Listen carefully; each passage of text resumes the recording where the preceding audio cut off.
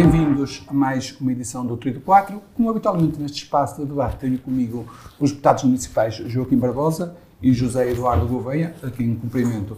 Como sempre, trazemos a debate alguns assuntos que marcam a política e o cotidiano de Bracarense. Juntou-se a nós como convidado o Dr. Armando Osório, Presidente da Delegação de Braga da Cruz Vermelha Portuguesa, e é com ele que naturalmente vamos iniciar a nossa conversa. Dr. Armando Osório, muito boa noite e obrigado por ter aceitado o nosso convite. Nós vamos já entrar em conversa acerca da nova sede. Ela está em construção, prevê-se que a conclusão da obra esteja pronta por volta de meados do próximo ano. E eu pergunto-lhe o que é que esta obra vai acrescentar aos serviços que a instituição já presta à população e pergunto-lhe também quais são as maiores dificuldades que os Vermelha de Braga enfrentam neste momento, precisamente no sentido de ter a obra concluída a tempo. Bom, boa tarde. Cumprimento aqui os meus parceiros de painel, aqui o Sr. Fabião, muito obrigado pelo convite. De facto, nós tínhamos uma sede que estava numa casa com base, que foi construída nos anos 20 do século passado, unifamiliar, era uma família, estava em ruína, não tinha condições de funcionamento, quer para receber os nossos utentes, quer condições de trabalho e com consumos energéticos enormes. E depois de uma travessia de 2011 até 2018, em que tivemos que pagar muitas dívidas que herdámos, termos organizado o serviço, um caminho já muito grande da forma de criar condições de funcionamento, criar uma gestão autónoma da direção, uma separação de poderes rigorosa, iniciámos de facto esse projeto. E foi fácil porque houve uma empresa, que é a Alex Clark, que nos ofereceu o projeto, e quando há projeto é muito mais fácil de arrancar. Concorremos a este projeto do IFRU, para a zona histórica, porque o edifício está na zona histórica, e fizemos uma espécie de um facto à medida. Eu queria pôr aqui uma ressalva, que inicialmente nós pretendíamos mudar para o edifício que estava vazio da antiga, que é do Estado, onde foi o antigo recrutamento militar.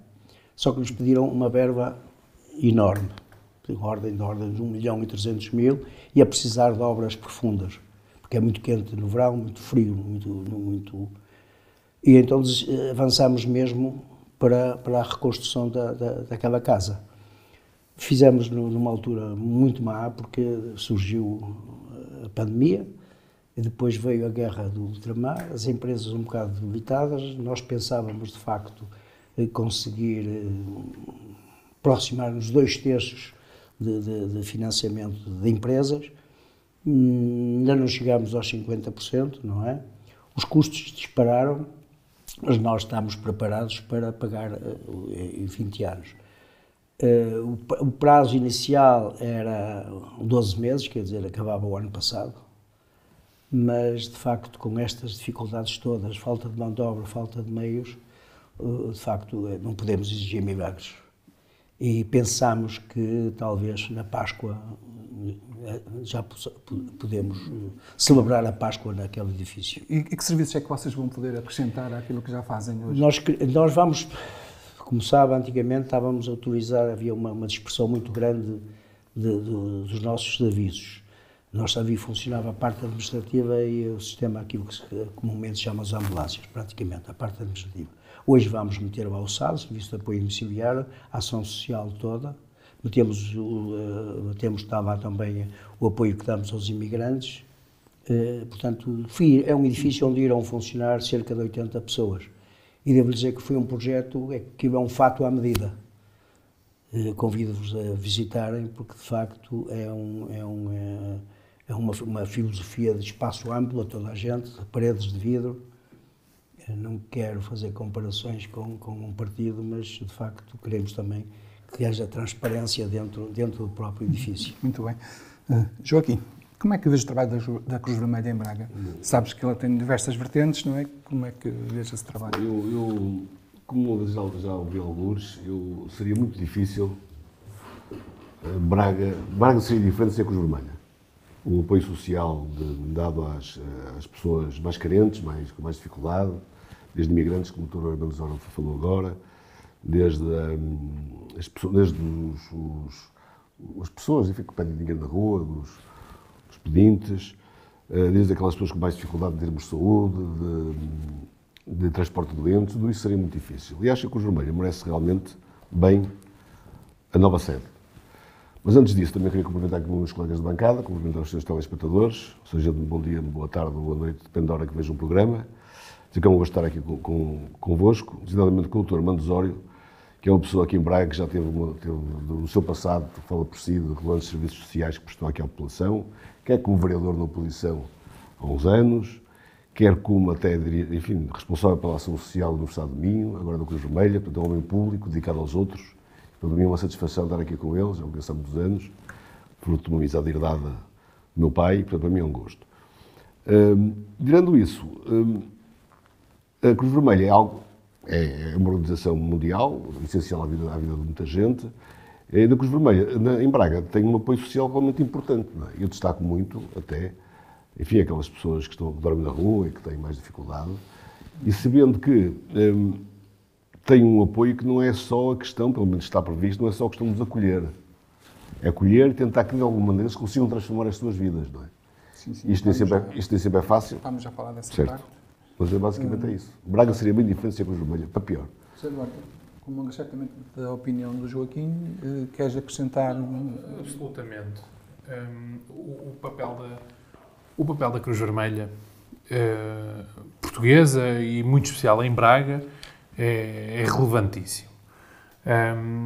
E nós, como aqui falamos, estamos habituados a conhecer um bocadinho o papel da Cruz Vermelha, sobretudo as gerações mais novas, não é?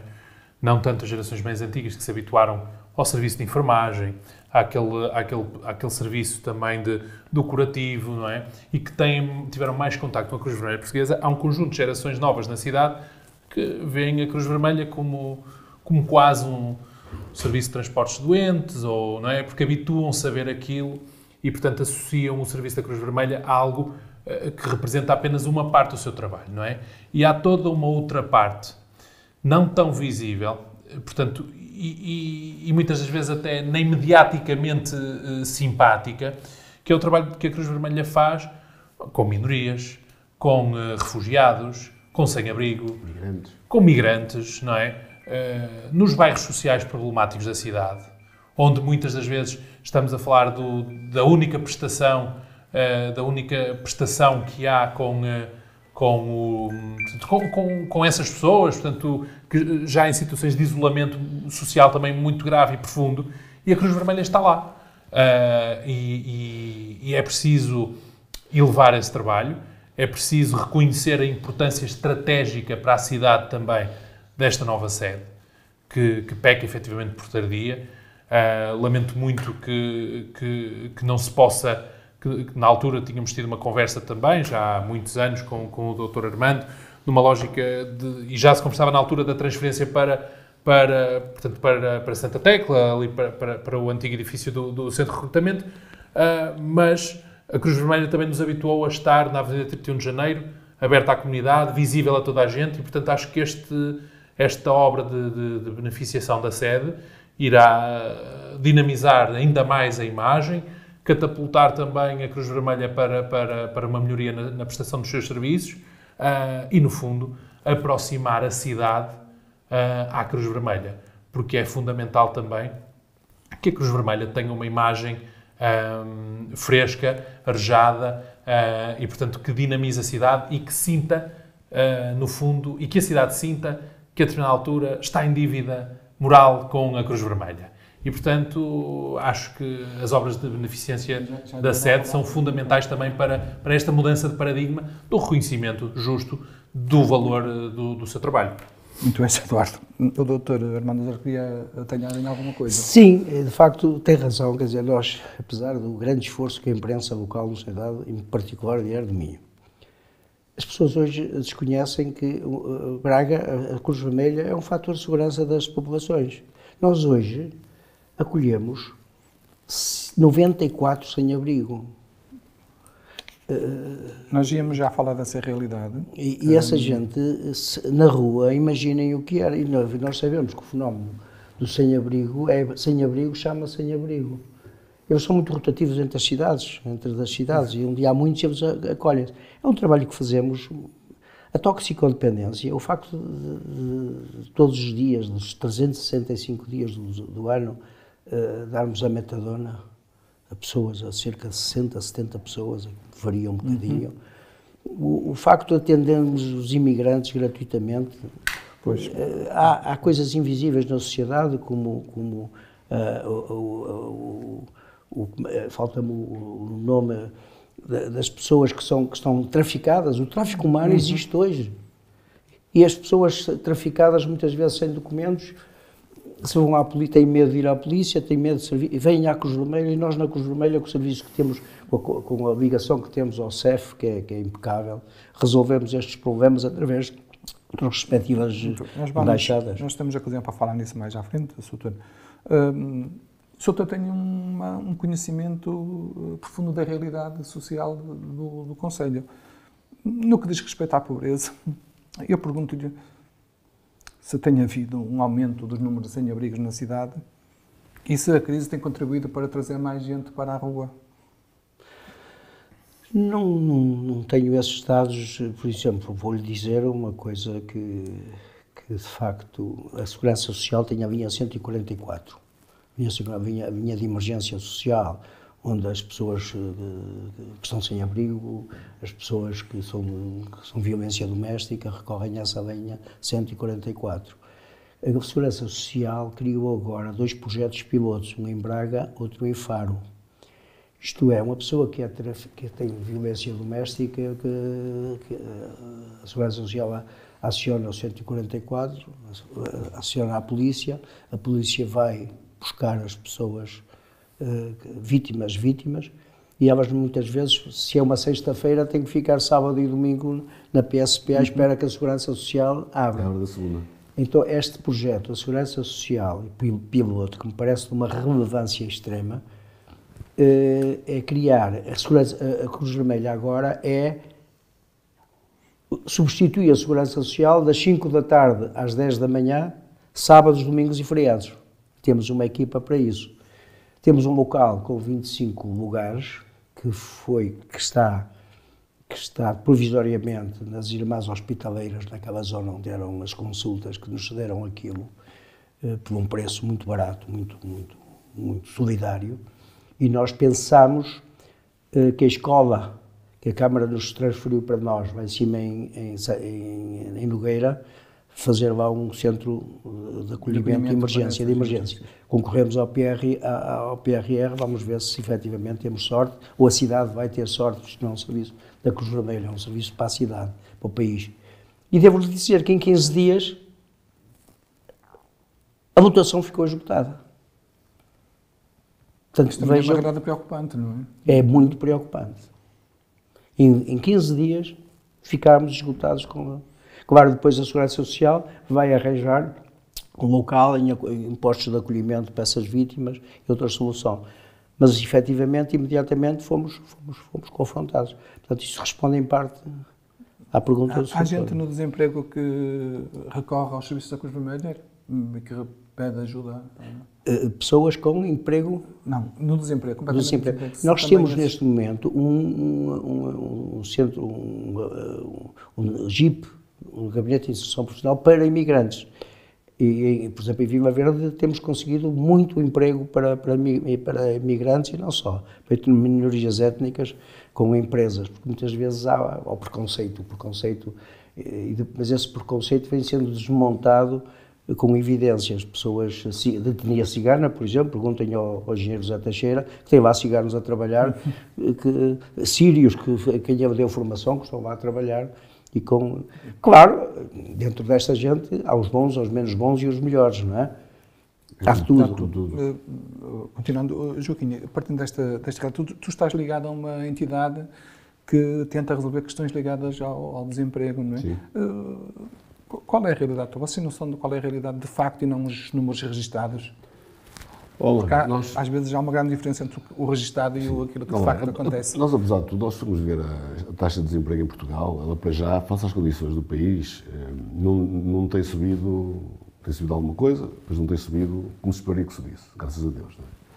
E, portanto, por aí,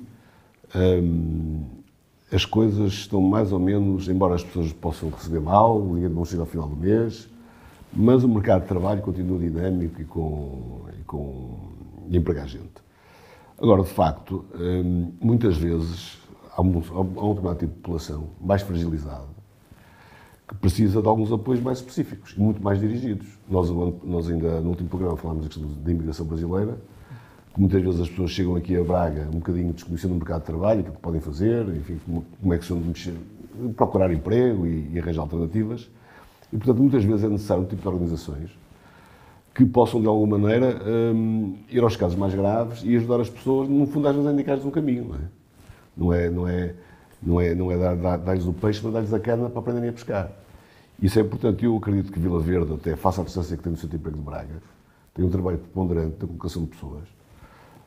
E o GIP realmente são extensões dos serviços de emprego, por assim dizer, de algumas entidades, que têm um trabalho social importante no sentido de cobrir algumas zonas territoriais que são mais distantes. E aí é fundamental. Agora, também depois há uma série de programas também que nós temos, não é? Quer no âmbito de formação, quer no âmbito da ocupação social, que muitas vezes vêm dirimir algumas necessidades básicas imediatas, não é? Agora, de facto, o que é preciso é emprego e ultrapassar esta crise para as coisas poderem correr normalmente, porque também não é muito bom termos tanta gente debaixo dos apoios sociais, não é? A Cruz Vermelha, como outras entidades, tem a grande vantagem de muitas vezes ir pegarem pessoas quase em fim de linha, não é? Que outras organizações têm mais dificuldade, e trabalhá-las, integrá-las. Não é? E acho que a Cruz Vermelha, nos serviços que presta, é um exemplo aqui na cidade, como disse no início, sem a Cruz Vermelha Braga era muito pior. Basta ver os números que o Dr. Armando Zora agora acrescentou, que seriam com 94 sem-abrigos, imagino que seriam essas pessoas da cidade, claro, espalhadas aí. Não é? Obrigado, Joaquim Barbosa. José Eduardo, que percepção é que tens desta realidade? Sim, eu acho que é importante fazermos aqui um retrocesso há 5, 6, 7 anos atrás e perceber que, de facto, Portugal entrou numa rota não vou dizer de crescimento económico, mas se calhar numa rota de estabilização de rendimentos das pessoas e de melhoria da qualidade de vida das pessoas, que isso é inegável. Aliás, todos os fatores independentes, governamentais, nos dão indicações disso. Contudo, nós temos aqui que fazer leituras muito frias das coisas e efetivamente, o contexto pandémico, não é, revelou-nos aqui algumas fragilidades que estas melhorias das condições de vida que nós tínhamos vindo a ter não conseguiram, portanto, suprir as necessidades de um conjunto muito alargado de pessoas nessa altura. Portanto, problemas de pobreza estrutural que existe na vida das pessoas e em contextos familiares muito abrangentes também em Portugal, infelizmente. Mas o que é certo é que eu acho que ainda não há números muito reais dos efeitos reais também, passa a expressão, do contexto pandémico. Certo que hoje estamos a níveis de desemprego abaixo do que tínhamos antes da pandemia, certo hoje também que os salários têm vindo a acompanhar também aqui as necessidades de poder de compra que temos. Claro que com taxas de inflação como as que estamos a assistir, ninguém aguenta aumentar os salários de um dia para o outro nessa proporção. Sim, sim. Mas eu creio que estes contextos todos juntos, portanto, a taxa de pobreza que nós já temos, a taxa do limiar de pobreza que nós já temos, associados a um contexto pandémico que vem interromper aqui, se calhar, um ciclo de prosperidade para muitas famílias, revela aqui alguns problemas estruturais no país, como eu estava a dizer. E sobretudo em Braga, sendo a terceira cidade do país, não pode ser só para as coisas boas, não é? Inevitavelmente também levará por arrasto alguns problemas sociais e demográficos e socioeconómicos que temos vindo a ter. E eu olho com alguma preocupação para isto, porque nós estamos a chegar a uma altura do ano muito dramática, não é? E estamos a atravessar uma crise energética. E eu não creio que estejamos aqui, no fundo, a utilizar as palavras com alguma leviandade, mas nós temos que ter noção de que vêm aí tempos muito difíceis para as famílias que já são pobres por natureza, e acho que é uma questão que a mim me envergonha sempre, independentemente de ser dirigente partidário ou não, envergonha-me que haja pobreza em Portugal, e não tenho problemas nenhuns em assumi-lo, sobretudo na viragem para um inverno que nós já começamos a ver que será rigoroso, para um inverno com taxas de inflação brutais, e nós temos uma coisa que nós não tínhamos no passado, noutros contextos inflacionistas. É que nós estamos a atravessar uma inflação, na sua maioria, provocada pela crise do setor energético. Ou seja, a fatura das famílias vai subir muito também fruto da subida da fatura da energia. E isto tem consequências dramáticas para quem vive em situações de pobreza extrema, para quem vive em casas com parcas condições de salubridade, com parcas condições de isolamento térmico. E, portanto, tudo isto me preocupa. Preocupa-me porque é que eu estou a falar disto? Porque estamos na viragem para este período, não é? E, portanto, preocupa-me que haja 94 sem-abrigos que, felizmente, no meio desta infelicidade toda, são acolhidos pela Cruz Vermelha, mas preocupa-me também que haja muitas famílias na viragem para um período muito crítico, que podem vir a atravessar dificuldades, que não estão referenciadas, muitas das vezes não querem estar referenciadas, que vivem num contexto urbano, às vezes até de aparente estabilidade, e que nos deve preocupar a todos e que nos deve fazer pensar quais os efeitos que estas crises sucessivas que tivemos nos últimos 2 anos nos estão a trazer. Está muito bem. Obrigado, José Eduardo. Doutor Armando Osório, há pouco o doutor falou em acolhimento e eu aproveito o tema para lhe perguntar como é que está a correr o projeto das residências partilhadas e também, ao mesmo tempo, como é que estão a gerir o centro de acolhimento temporário. Essas duas coisas. Olha, eu felicito-o por essa pergunta, porque nesta problemática de acolhimento dos sem-abrigo, o centro de alojamento temporário não é a melhor solução. Não é a melhor solução, porque eu digo eu próprio, se um dia tivesse a desgraça de cair na rua, preferia estar debaixo da ponte do que estar numa casa onde estão 47 pessoas com problemas mentais, com problemas aditivos, quartos de 4 e de 5, mas é a solução que temos, é melhor muitas vezes, e perguntei às pessoas, é melhor estar na minha vida do que estar ali na rua, não é? A solução do Housing First, que é um projeto que nasceu nos Estados Unidos e no Canadá, com taxas enormes, nós temos cá 3 casas. Pois. 3 casas de... Com a Braga Habite, não é? Não. Este Housing First é nosso. É uma casa que é paga pelo Hermando, pela Minho, a empresa dele, a imobiliária. É outra casa que é paga juntamente com a Caritas, e a outra casa que é paga, ajudada pela Comissão de Festas do São João. Esta o Housing First... Mas esse projeto não envolve a Segurança Social? Não tem nenhum apoio da Segurança Social. Depois há as residências partilhadas, essas é que têm o apoio da Segurança Social. Estamos a funcionar com casas cedidas pela Braga Habite, temos 3 casas dessas. Aliás, é curioso que um dos monitores que está nessas casas é um indivíduo que teve 15 anos na rua em problemas de droga. E hoje foi nosso utente e hoje é nosso funcionário. O Sr. Ricardo, que é uma pessoa com uma história de vida. Se forem ao nosso site, estava uma entrevista dele, que de facto é. Quanto ao CAT, o CAT é um problema que existe, como sabem, desde o princípio do século. É um protocolo que temos com a Segurança Social, temos lá 47 pessoas e que nos dá um prejuízo médio anual de 50 mil euros. Agora imagina, nos últimos 10 anos, 50 mil euros são 500 mil euros. Nós não podemos continuar, ou a Segurança Social reformula esse protocolo, ou então nós não vamos assinar. Esses 47, infelizmente, vamos fechar, não podemos aguentar, porque nós temos agora, a partir do próximo ano, pagar as prestações ao banco. E é impossível. Ou as autoridades, ou aqui 2 ilustres deputados da Assembleia Geral, 50 mil euros para a Câmara não é nada, para os serviços municipais, a ação social vai para a Câmara e ainda não pusemos esse problema. Ou a Câmara diz assim, se fazemos uma parceria, vocês podem dizer, vocês têm um lucro, gerem aquilo mal.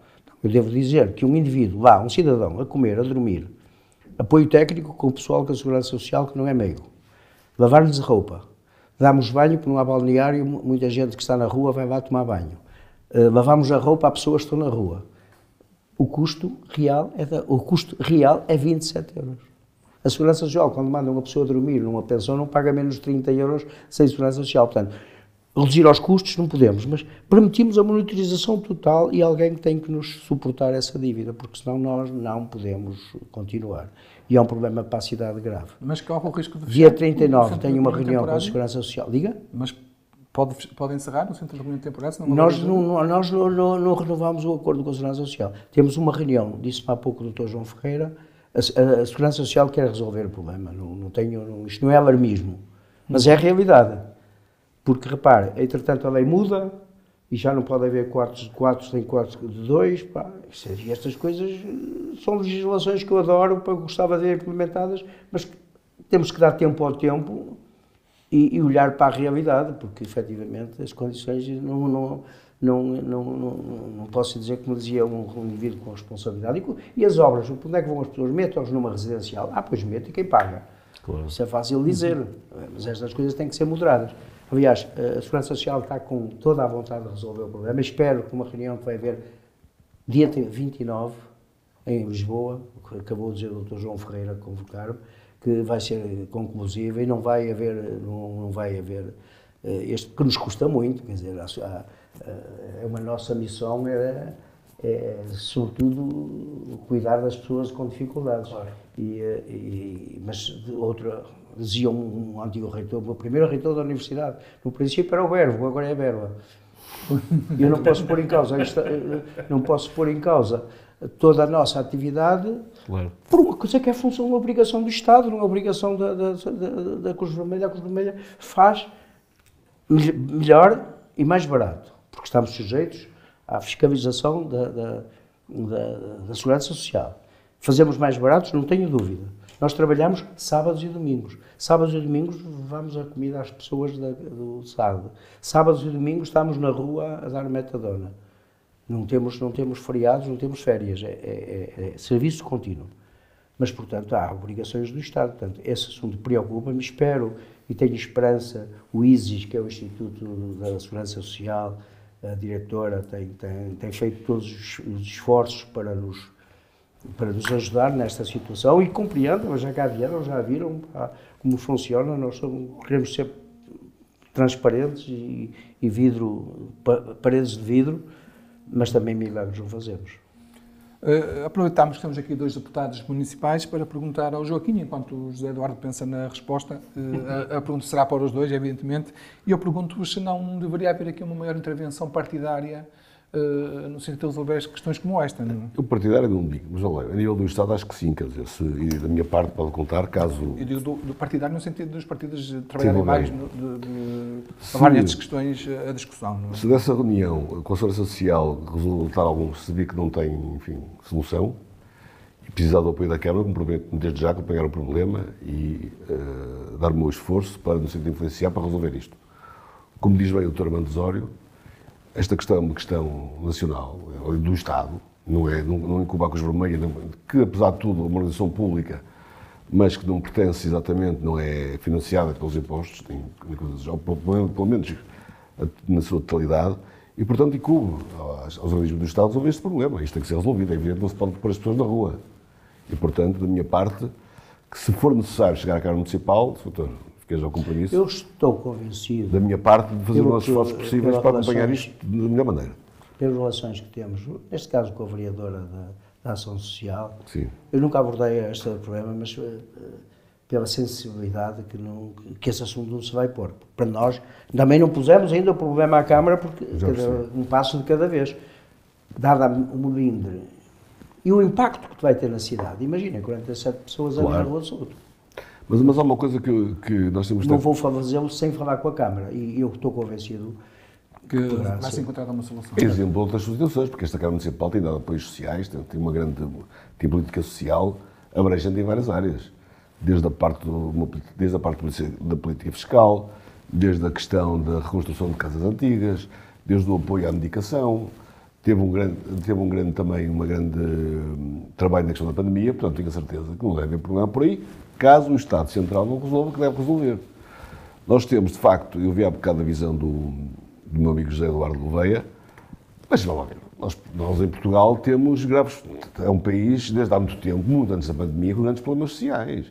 Mas antes da pandemia, nós temos, basta pensarmos no seguinte, somos cerca de 10 milhões de habitantes. Temos uma população ativa que anda entre 6 e 7 milhões de pessoas, ou seja, a população ativa, pessoas com capacidade de trabalho. Desses 6 ou 7, há 4 milhões que, se não fossem os apoios sociais, estariam na pobreza máxima. Portanto, isto é um país com graves deficiências e graves problemas. E muito falta das reformas estruturais, que nunca mais aparecem. Temos agora o governo de maioria absoluta, vamos ver se isto aparece, mas tarda um bocadinho. Eu, de facto, tirando a parte da imigração, que ultimamente, que já tenho dito que tem sido dado passos corretos da parte da política de imigração, com I, vejo muito pouco a nível de outras áreas. E, portanto, sei que os apoios sociais em Portugal são muito ínfimos face à necessidade das pessoas, não é isso? Isso sabemos, espero, portanto, que isto também vá a bom porto, nesse sentido. Obrigado, José Eduardo. Então, poder-te... Não, assim, o Joaquim acaba de dizer aqui uma coisa que é preciso desmontar, não é? E com a estima que lhe tenho, o Joaquim acabou de dizer que se não fossem os apoios sociais, 4 ou 5 milhões de pessoas estavam na pobreza máxima.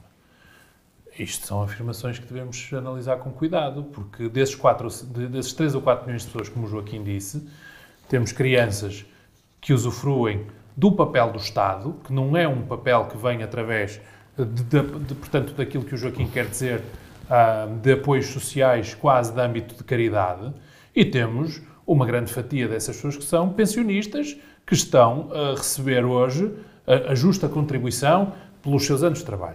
Nós estamos a viver... População ativa, Eduardo. Da população ativa. Certo. Não, eu estou a pegar nos teus números, aliás, está gravado. Eu sei, mas isto para te dizer, eu falei da população ativa. Isto para dizer que o PSD gosta muito de... Não é nada disso. O PSD gosta muito de confundir. Desculpa, não é isso. Gosta muito de confundir aquilo que é o papel do Estado Social com aquilo que é o papel da caridade. Não tem nada a ver. E, portanto, acho importante definirmos aqui bem esta barreira.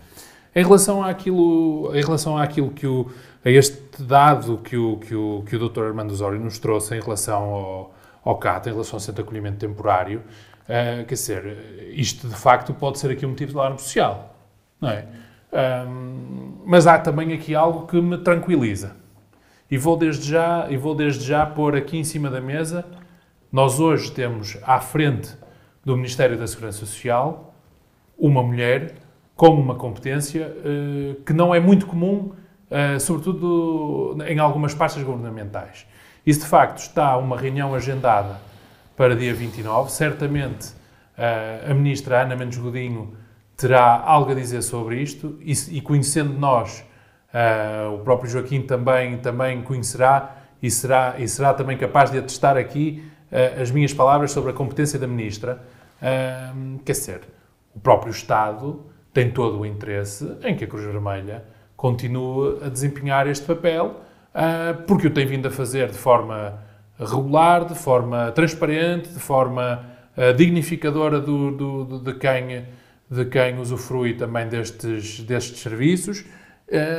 Aqui, quer dizer, para mim não há outra alternativa a que este protocolo seja revisto. Evidentemente, eu represento a minha própria opinião, mas gosto de pensar que um trabalho desta justiça e nobreza social poderá continuar também com a reformulação deste protocolo, não vejo outra forma senão essa, até porque há aqui um conjunto de medidas.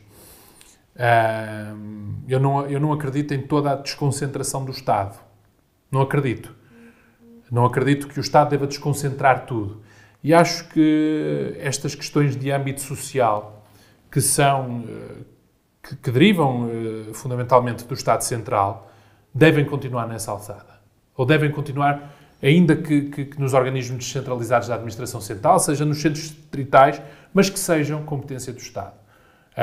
Porque aqui entra outra questão administrativa das coisas, que eu não queria entrar muito por aí, mas o Estado assumiu um conjunto de protocolos com organizações do setor social, do setor prestativo, e, portanto, deve honrá-las, como tem feito, deve continuar a apoiar o trabalho destas organizações, destas direções, de quem contribui muito para tentar abafar o fosso de pobreza que existe em Portugal, e que muitas das vezes se substitui ao Estado, quando o Estado, muitas das vezes pelos seus imperativos burocráticos, não é? Ainda há pouco o Dr. Armando falava dos sábados, dos domingos, dos feriados, não é verdade? Portanto, muitas das vezes estas organizações, onde se inclui a Cruz Vermelha Portuguesa, se substituem ao Estado, e muito bem. E, portanto, não tenho outra forma de ver as coisas senão, que a Segurança Social continue a honrar este compromisso. Sim, eu só queria acrescentar aqui uma coisa que o senhor, quando se referiu à Sra. Ministra. Há um atributo que o senhor esqueceu e que para mim é o mais importante dela. É a proximidade. Também. Essa senhora já veio cá 2 vezes a Braga reunir por causa disso. O problema grave, muitas vezes, imperativos, e nós, cidadãos normais, que andamos e não políticos, há imposições que vêm de Bruxelas e há consequências que depois não se adaptam muito bem à nossa realidade. Ou então regulamentos que passam muitas vezes em gabinetes de pessoas com pouca experiência, como dizia há um bocado um ilustre arquiteto da Segurança Social, que dizia, enquanto se faziam as obras, metam-os numa residencial. Pá, tipo, com certeza que não está neste mundo. Como é que se vamos meter numa questão... Portanto, não é o que eu paga. devo dizer que da parte da segurança, quer da Ministra, quer da pessoa que manda nisto, que é a Presidente do ISIS, do Instituto de Segurança Social, não me recordo agora o nome da senhora, aliás, e esta gente que está aqui na Segurança Social, que era o João Ferreira, que era o adjunto dele, conhecem perfeitamente o problema, são uns parceiros nossos e sabem a importância que nós temos. Vêem eles também um empenhamento para resolver as Bom, coisas. e eles sabem muito bem que na última pandemia a única instituição que ficou no terreno fomos nós. Fomos nós e fomos um braço, quer dos refugiados, fomos nós que estivemos a preparar lá em cima o hotel de João Paulo II e a fazer a recepção daquela gente. Porquê? Porque nós tínhamos um CLAI, que é o Centro de Alojamento de Imigrantes, que tínhamos um acordo com uma ligação direta ao CEF e rapidamente legalizámos e arranjámos a documentação da legalização para eles poderem trabalhar no dia seguinte. Muito bem. Vamos continuar então. A Costumeira teve um jantar humanitário no último sábado. E na altura, o Presidente da Associação Empresarial do Minho, Ricardo Costa, afirmou que se espera uma vaga de migrantes, de trabalhadores migrantes aqui na região. A Costumeira está preparada para receber essa gente toda? Sim, nós estamos preparados para encaminhar essas pessoas, em vez de irem aos advogados onde cobram a legalização, nós tratamos desses problemas. E às empresas têm dificuldades, que tenham um indivíduo que não esteja legalizado, se recorrer a nós, paga 0 e nós ajudamos a esse atendimento e esse trabalho burocrático. Temos uma boa relação com o CEF e isso é meio passo andado para resolver estes problemas, porque nós sabemos que a dificuldade que há hoje em agendar reuniões do CEF connosco é quase... Se é que ainda lhe podemos chamar de CEF, não é? Agora já não é CEF, já é outra coisa qualquer. Volta e meia temos conhecimento de que há gente que se aproveita dessas pessoas que vêm para cá. E eu perguntava ao Joaquim se temos que isso de facto aconteça. O que tem acontecido e tem sido denunciado é que de vez em quando algumas pessoas, malosamente, fingem-se de de assessores de imigrantes, de pessoas que têm contactos com muita gente antes de vir embora, que é o estímulo a vir para Portugal e depois a seguir cobrem serviços exorbitantes por coisas que não se paga nada. Ou paga-se muito pouco. E qualquer pessoa podia efetivá-los, não é? Desde arranjar o NIF, o número do contribuinte, desde pedir, por exemplo, a manifestação de necessidade, qualquer pessoa individualmente pode fazer. Portanto, este trabalho da Cruz Vermelha em SETAR parece um trabalho muito importante, muito integrativo e de alta valia para quem chega. Porque, de facto, o que se tem notado um pouco é que eu tinha reparado, por exemplo, hoje em dia, tive a informação que para o imigrante abrir uma conta num banco tem que ter autorização de residência. Ora bem, se é alargado, como foi alargado agora, do ponto de vista até corretamente, a possibilidade de pessoas virem mais para Portugal para trabalhar, depois não podemos ter problemas burocráticos. Alguém que chega aqui e arranja trabalho e depois só consegue ter uma autorização de residência passado 2 anos de ter chegado, que é o tempo que me costuma levar, para depois poder abrir conta no banco. Ou seja, a pessoa vem, arranja trabalho e depois como é que paga um ordenado? Então, nós temos que pôr aqui algumas coisas, não é? Algumas sintonias que ainda estão a acontecer, que espero que as autoridades sejam sensíveis para elas e que as possam depois reparar. Eu acho que a Cruz Vermelha, dando esse apoio às pessoas, acho que é um trabalho altamente relevante e muito necessário aqui na cidade, e que poderá contribuir para realmente que quem chega seja melhor acolhido e consiga a sua integração plena, não é? De facto. Eduardo, o que é que pensas da necessidade de haver uma localização rápida das pessoas que chegam à nossa região para trabalhar? Não, antes de mais, eu queria... O Damião introduziu aqui o tema do jantar de sábado. Eu queria só fazer aqui uma pequena ressalva de que, de facto, a prova de tudo aquilo que nós estivemos a falar até agora é a mobilização de um setor muito importante da cidade, portanto, em torno da Cruz Vermelha. Portanto, estamos a falar do setor empresarial, de um setor muito dinâmico, de um setor também que tem muito hábito de mecenato em Braga, se é que possamos considerar isto mecenato, mas tudo isto que nós estamos a falar respalda também na credibilidade que a Cruz Vermelha vai tendo e vai aumentando também junto dos parceiros estratégicos da cidade e de quem, de facto, cria e constrói na cidade. E, portanto, ressalvar só... Mas tu achas que esse apoio é visível na cidade? Achas que isso é visível? É sim, esse apoio tornar-se-á visível, quer dizer, eu não creio que quem apoia também possa ou não, ou deva, embandeirar em arco. Agora, quem faz essa gestão deverá ser a Cruz Vermelha Portuguesa e, aliás, o Dr. Armando será a melhor pessoa para responder a isso. Mas, mais do que ter visibilidade, e a visibilidade individual de cada organização, é termos a visibilidade de uma Cruz Vermelha dinâmica, com dignidade, com infraestruturas, com condições e com recursos para fazer o seu trabalho melhor do que o que faz. Porque a questão aqui é que a Cruz Vermelha faz um trabalho de excelência com os recursos que tem.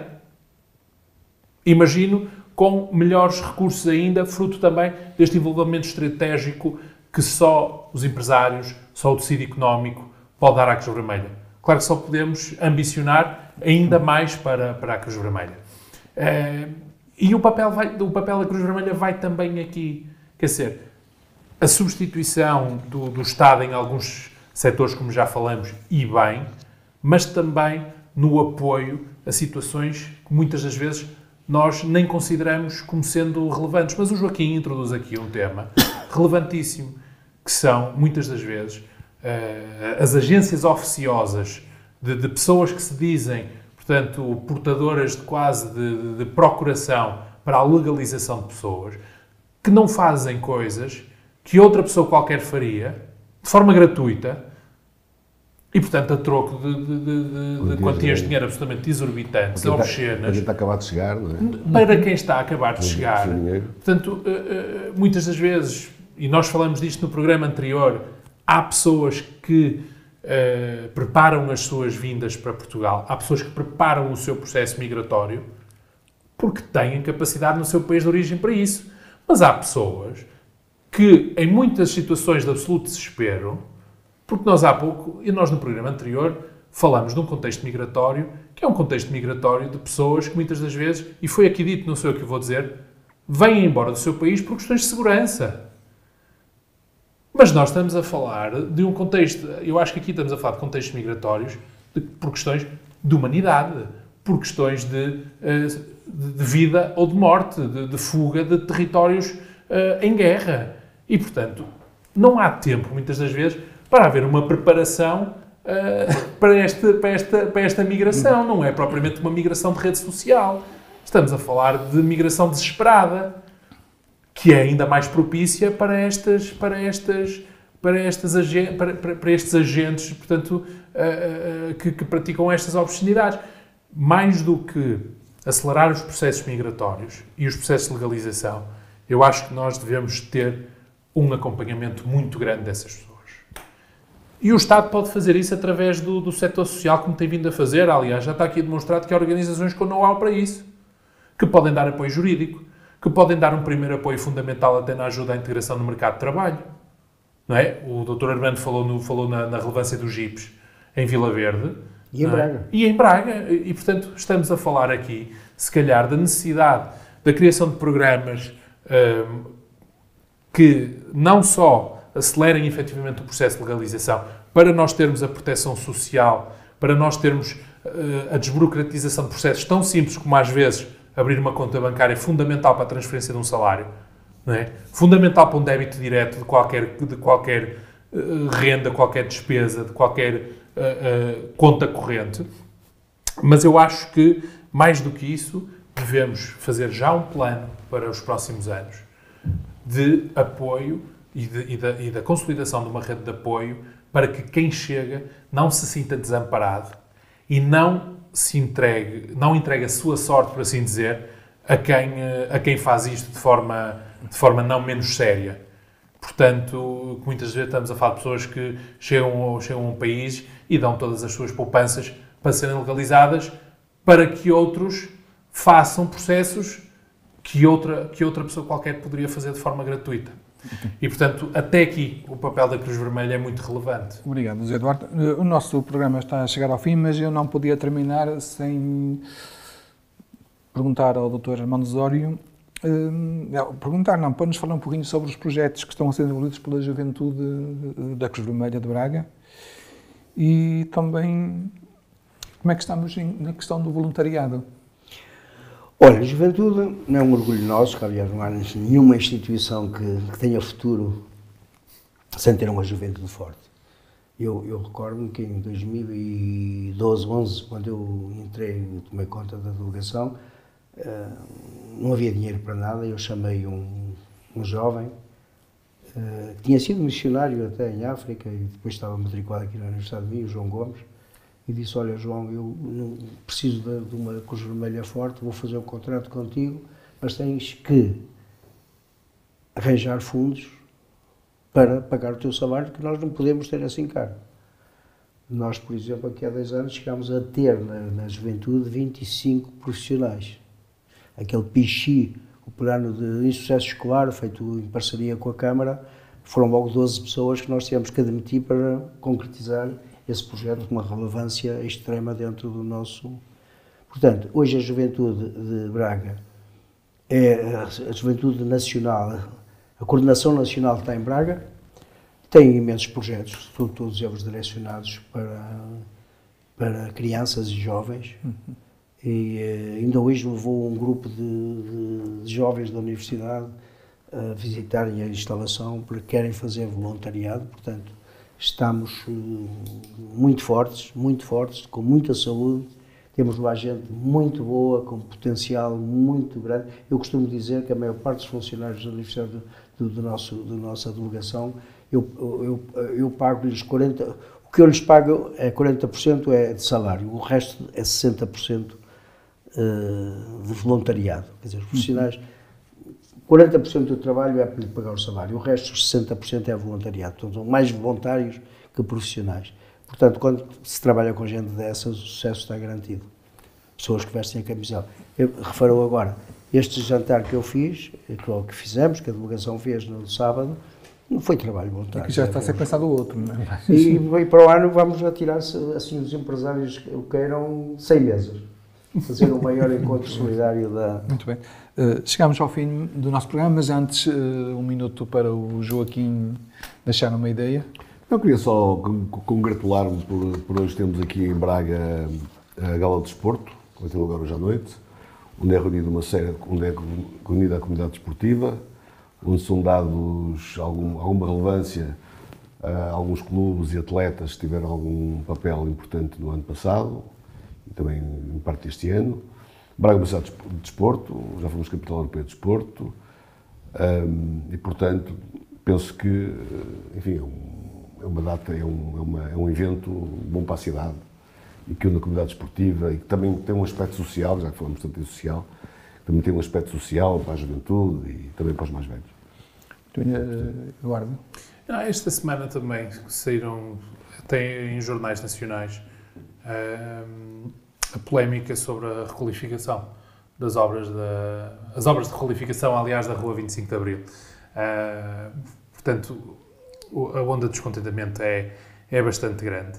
Percebemos como é que o município, de uma artéria urbana com muita dignidade, e se calhar um dos grandes exemplos de arquitetura urbanística em Braga que ainda tínhamos, viu substituída a sua calçada portuguesa por laje granítica, viu substituído o piso de paralelepípedo por alcatrão, viu totalmente desqualificada uma zona numa artéria tão importante para a cidade que merecia outra dignidade. Não estou a dizer que não houvesse a necessidade e eventualmente até a obrigatoriedade da requalificação daquela parte da Rua 25 de Abril, mas tal como aconteceu com a Quinta das Portas, tal como aconteceu com tantas zonas 30, o município mais uma vez falhou e, portanto, quem sofre são as populações. Obrigado, Eduardo, ficou a ideia. Foi o Tríduo 4 esta semana, a nós resta-nos despedir e, por mim, agradeço aos meus colegas do painel, o José Eduardo Gouveia e o Joaquim Barbosa, e também uma palavra de agradecimento para o nosso convidado, o Dr. Armando Osório. Até um dia destes. Muito obrigado. A vocês, Obrigado. até ao próximo programa. Tchau.